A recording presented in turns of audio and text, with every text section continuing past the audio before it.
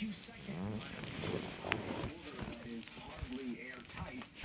Doesn't necessarily seem like the kind of thing that would prompt a violent reaction from Turkey, especially in this climate where the world is trying to pull together, where there's so many calls for a unified strategy against ISIS. And then Turkey does this very provocative move, destroying a Russian plane for the first time. NATO, as you mentioned earlier, first time a NATO country has done that against the Russians or the Soviets since the 50s. So why? Why did it do it? And that is a question. And why is Obama acting like a around the world are asking. popularity contest running fifth grader? Official that I've spoken to has another reason. Says it is not just about this violation of the airspace, a few-second violation.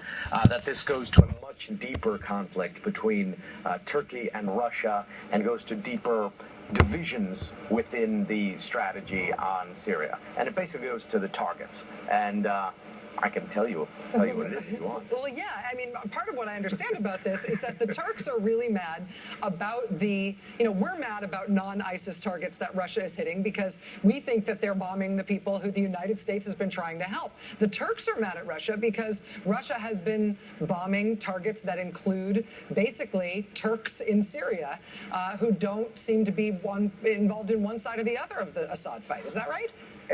Exactly, and that's what it's all about. That's what it's all about here. We complain about that they're bombing non-ISIS targets, and one of those non-ISIS targets is a rebel group in the Turkmen Mountains, which is where this incident took place. And not surprisingly, because of the name of the mountains, the majority of the people who live there are ethnic Turks. And Turkey, as the greatest Turkish nation, which feels itself as the defender of the Turkish people, the Turkish ethnic group, has been complaining very vocally to Russia.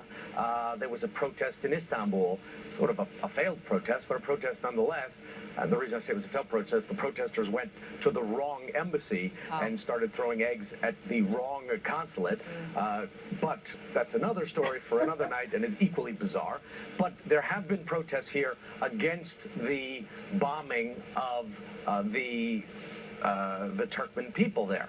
So it wasn't so much of a surprise when today that Russian jet quickly buzzed into Turkish airspace, and Turkey mobilized and used it as a pretext, if you will, to attack the Russian jet, to send a message to Russia that it won't accept the bombing of the Turkmen people, and as a message to NATO that it needs more attention. Military analysts think that this kind of action was probably pre-planned, that Turkey had a design in place that eventually, when a border violation like this took place, and there have been violations like this in the past, that it was going to react to send this message. Wow. It's stunning. I mean, it's one thing for Turkey and Russia to be having a fight in the corner of a schoolyard. When Turkey is a NATO ally, it becomes suddenly feels like a much smaller schoolyard for us to be on the edge of this. Richard Engel, NBC News chief foreign correspondent, up live for us in the middle of the night in Turkey. Richard, thank you so much. I appreciate it. Absolutely. All right, we've got much more ahead tonight, including a story that you will not see elsewhere that's out of the presidential race. That is also vaguely a story about terrorism, but of a very, very, very different character. We've got that here tonight. You will not see it anywhere else. Stay with us. Thanksgiving Day on NBC is your home for the holiday.